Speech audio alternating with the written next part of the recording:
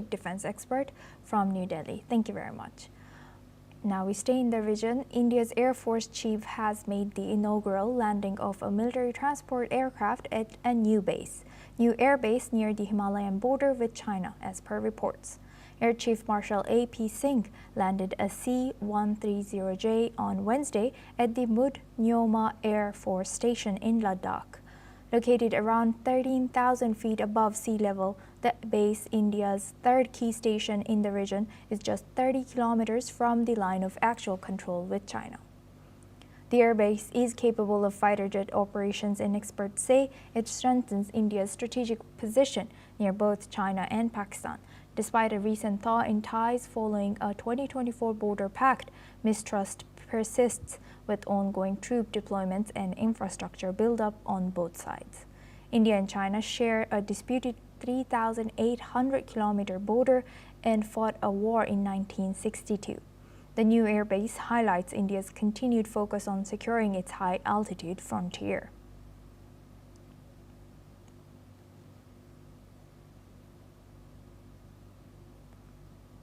Now we move on to Pakistan. Pakistan's Interior Minister Mohsin Naqvi says 2 suicide bombings this week were carried out by Afghan nationals.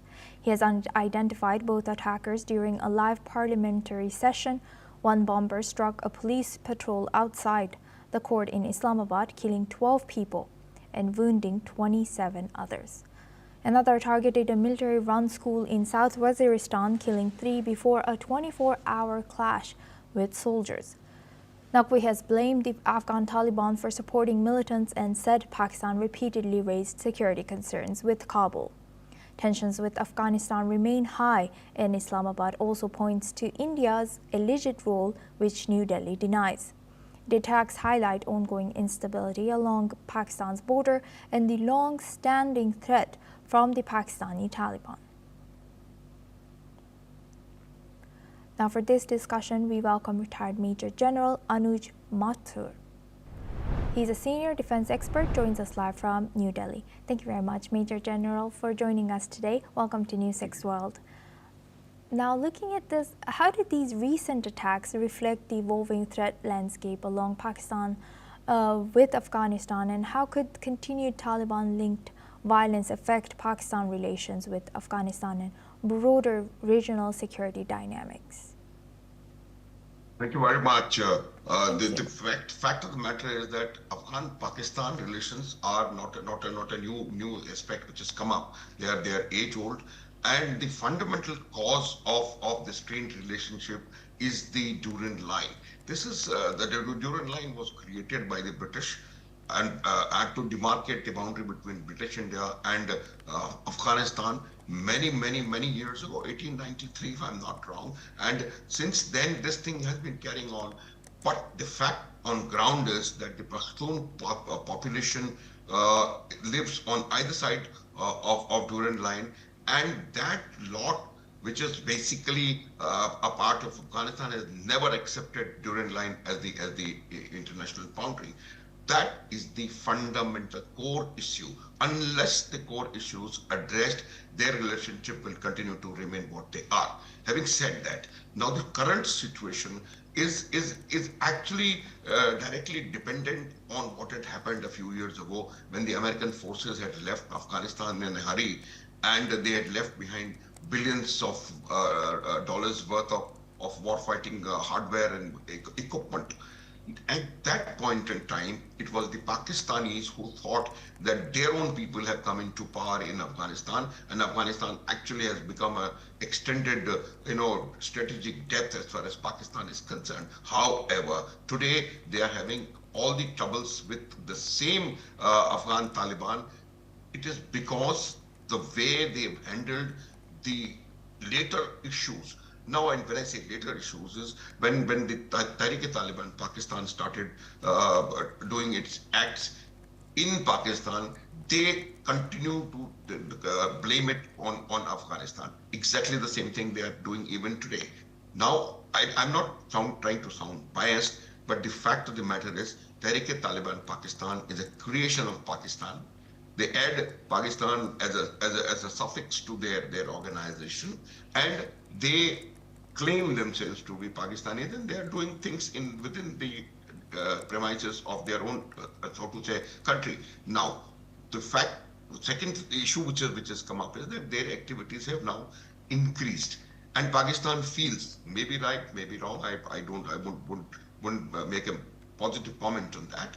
Pakistan feels very strongly that Afghanistan is behind all the activities which are taking place in Pakistan by the TTP. But see how the things have turned 180 degrees around.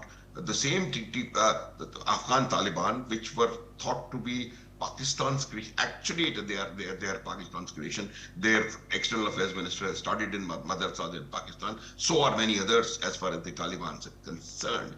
And now they are being blamed for everything that is happening in either Balochistan or in Khyber Pakhtunkhwa districts, things of Pakistan.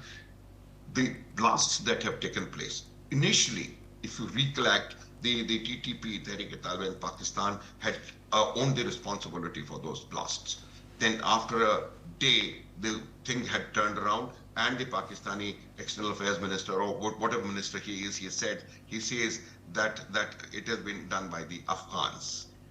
Now, is this an issue which is an afterthought? If you look at the events that are taking place just prior to their talks between Afghanistan and Pakistan, which are taking place either in Qatar or in Istanbul in Turkey, there is an escalation of violence by either side or one of the sides.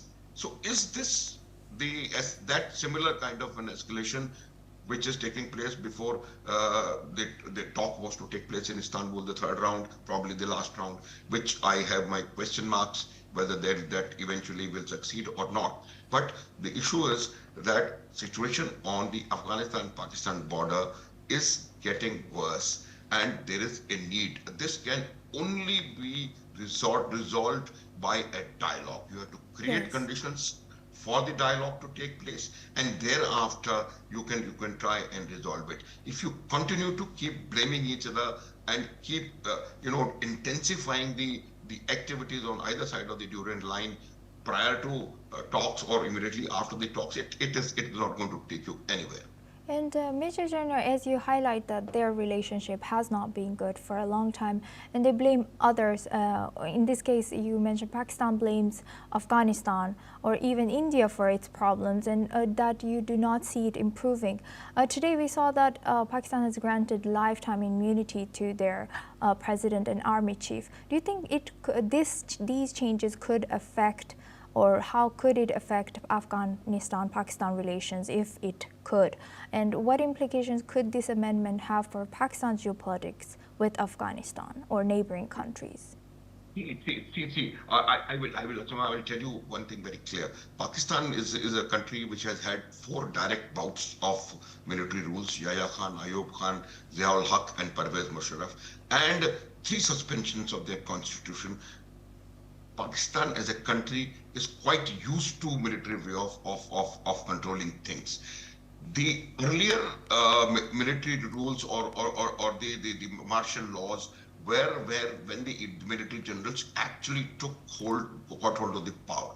Now, this time around, what they have done is, by creating that kind of an amendment, by putting almost every authority under Field Marshal Asim Munir, they have created a situation where the army field marshal continue to remain army field marshal, but controls the national politics and everything else. Now I will tell you how it will impact the way a military mind tries to resolve a position or a problem or an issue is by use of violence. And violence of a radical mind, please mark my words, violence of a radical mind. I have no hesitations in saying that the current Field Marshal of Pakistan Army has a radicalized way of thinking, a radicalized mind. And the violence of a radical mind can actually become extremely counterproductive in interstate relationships and situations which they have to encounter within their country Balochistan is burning, KPK is burning, POJK. There are issues which have risen. Gilgit-Baltistan, there are noises being made. Sindh, there are noises being made, and this kind of authority going into the hands of a radicalized military general, to my mind, is not going to be very, very good for Pakistan themselves. Recall the statement made by the same gentleman in the USA a few months ago, in where he says that if there is an existential threat to Pakistan, I will take half the world down with me. A person who is so, I would say so clear on the use of nuclear weapon systems. Is it Yes. wise to put the nuclear command under his command? I have my own doubts. Few others need to take a serious note of this particular thing. But with this having happened, the relationships with both India and Pakistan, I wish they don't do it. I wish they don't deteriorate, but they will deteriorate. One, two, within their own internal dynamics, you will find things, getting tougher for the situation, because a civilian administration can better take care of all these things. However, if you look at the Pakistani point of view, some of them argue that their best development has taken place when they were under the military rule or under the rules of military generals. So that is their way of looking at it. I still feel that international relations Yes. with India, and just give me one more minute, please, are going to deteriorate. One, and secondly, this has some extra-regional tone in it. The way American president has been harboring Field Marshal Munir, somewhere at the back of things that are taking place in Pakistan, a relationship with Donald Trump of the Field Marshal Munir also needs to be looked at. Right. Thank you very much for giving that insight on the background of this whole news.